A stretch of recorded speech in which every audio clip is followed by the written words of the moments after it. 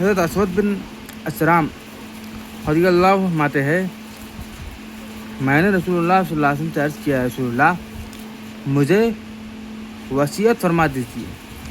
ارشاد فرمایا اپنے ہاتھوں کو قابو میں رکھو کہ اس سے کسی کو تکلیف نہ پہنچے. میں نے عرض کیا اگر میرا ہاتھ ہی میرے قابو میں نہ رہے تو پھر اور کیا چیز قابو میں رہ سکتی ہے؟ یعنی ہاتھ تو میرے قابو میں رہ سکتا ہے. ارشاد فرمایا اپنی زبان کو قابو میں رکھو. میں نے عرض کیا اگر میری زبان ہی قابو میں نہ رہے تو پھر اور کیا چیز قابو میں رہ سکتی ہے؟